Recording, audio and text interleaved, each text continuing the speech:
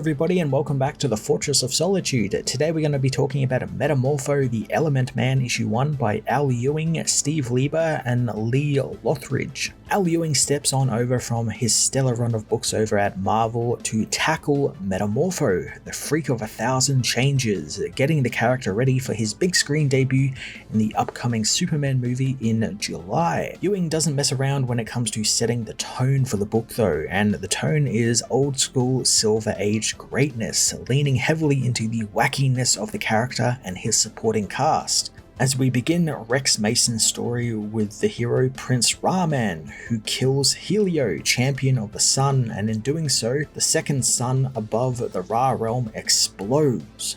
The book shifts itself over to Jump City, and by now you've probably noticed that Ewing is doing this wonderful 1960s steeped narration, explaining where we are, who we are with, and addressing the reader directly, using words like groovy and hip to describe the futuristic Jump City, home of Stag Industries HQ, which at this moment in time is being broken into by a masked man. This man, as the opening page explains, is Mr. 3, the Triple State Man and lackey of Cyclops, who will be a reoccurring villainous organization for Metamorpho to fight against, and whose identity is a closely guarded secret. Like Metamorpho, Mr. 3 can change his state, and he does so, transforming into a puddle of liquid so he can sneak past Java, Simon Stagg's bodyguard, to get to the computer servers of the building. Ewing uses the villain's infiltration into Stag's systems to reintroduce us to Metamorpho, or introduce him for people who don't know his origin, with artist Steve Lieber showing a quick rundown of archaeologist Rex Mason's origins and how a mysterious meteor transformed him into Metamorpho. Ewing also sets up his plot for the first arc as Mr. 3 says that Simon Stagg doesn't know Rex's true purpose,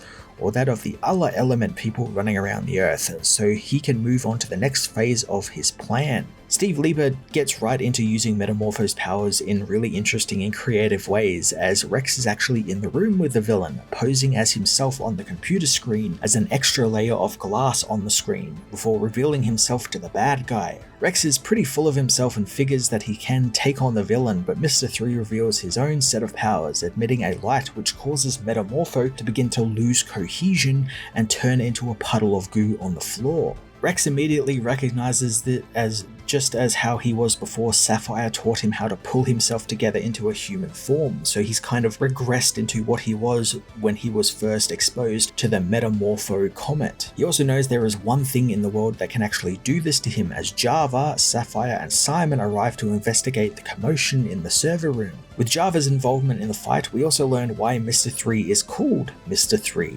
And we find out that his body can switch between the three forms of matter, solid, liquid, and gas, and he uses the powers to defeat the lumbering man. Simon also recognizes the glow from Mr. 3's hands as the same power as the Orb of Ra, which he carries around in a case with him at all times. The orb is the only thing that can take Metamorpho's powers away, as it's carved from the same meteoroid that gave Rex his powers. And I really like that Simon, because all throughout Metamorpho's history, it's made very obvious that Simon is just manipulating Metamorpho, and Rex is just staying with them because he loves Simon's daughter. And here is just like a perfect case of this, where he carries around the item that can stop Metamorpho in his tracks and effectively kill him.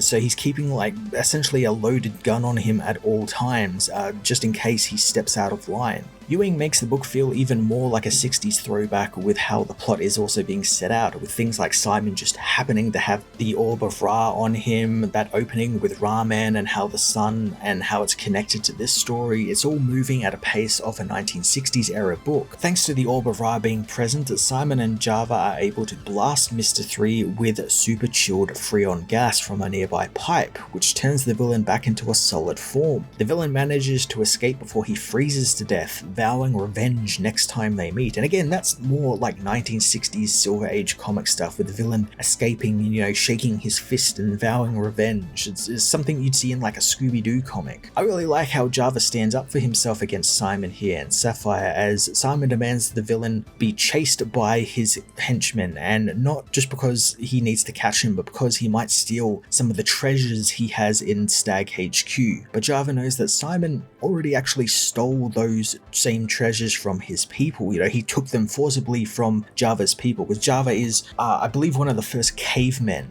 So he was then taken by Simon and made his bodyguard. And I like that he stands up for himself for a while, because from what I've read, I haven't read much Metamorpho, but from what I have read, he's often seen as kind of like this lumbering oaf. He's a caveman. But I like that Ewing is writing him here with some sort of agency and kind of standing up to Simon's tricks. Java also makes it known that the treasures are worthless when compared to Sapphire and her safety, which is his main concern. And while he protects her, Rex meanwhile manages to warm himself up by turning into cesium, which allows him to reform himself and go after the villain with his graphite ice skates. Ewing's dialogue is just a pleasure to read throughout this entire book. It's snappy, it's to the point, and Rex comes off like this fast-talking, suave hero of the 1960s, someone like a Frank Sinatra or a Dean Martin, someone who's very cool and aloof. During his chase with the villain, Metamorpho runs into Urania Blackwell, better known as Element Gal, agent of Shade. Element Gal has similar powers to Rex, and her role is a little bit more of a femme fatale this time round, as she thinks Rex should ditch Sapphire for her since they have so much more in common than both of them. Element Gal turning up triggers something in Rex's mind, as he remembers when he heard the name Mr. 3 before, remembering how Element Gal's handler, she was an agent of Shade, was Agent 3, and he sought out the meteor that changed Rex into Metamorpho as well, wanting to undergo the same transformation to give himself powers. Ewing goes over a lot of shared history between these two characters, but at no point do you ever feel lost on what is happening. He lays it out all pretty clearly, as Shade wanted to try and create beings like Metamorpho, but none of their agents survived contact with the Metamorph meteor, and Agent 3 stole the Orb of Ra and took it to Shade's opposition, Cyclops, revealing that not only did Shade have a copy of the Orb of Ra, but now the villains also have one as well, and it's why Mr. 3 had the power to take Metamorpho's power. Mr. 3 attacks the heroes, and we learn that Cyclops' plan is to enact Project Sunrise, which will somehow change the world. Mr. 3 blasts them with his Orb of Ra again, but Rex learns that it's not as strong this time round because the villain is in his gaseous form, and he was just using the orb to weaken them enough before returning to a solid form to finish the job. Rex has one last ditch plan and transforms himself and Element Gal into copper,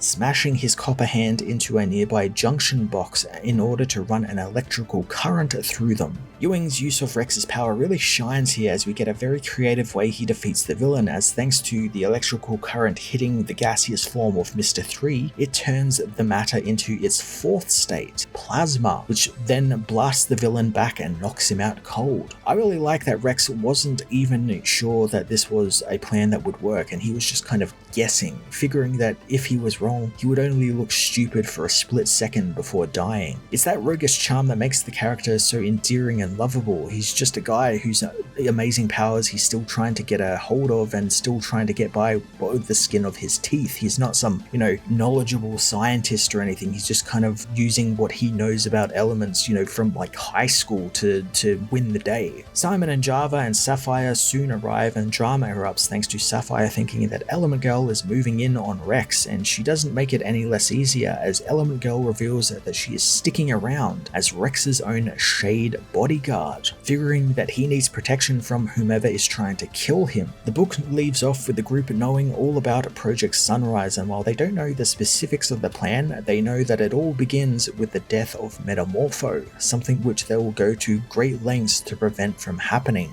Metamorpho the Element Man issue 1 offered up a terribly fun adventure, steeped in classical Silver Age comic book plot design, dialogue, and characters. This is the perfect way to approach the weird and wacky character like Metamorpho instead of trying to jam him into a more modern, grounded role. Ewing and Lieber are using the character's strengths extremely well and even getting really creative with his elemental powers, which I always love to see. I'm hoping this, snappy dialogue and the pace at which the story is going can keep up for the next couple of issues. I'm going to give this issue a 9.5 out of 10.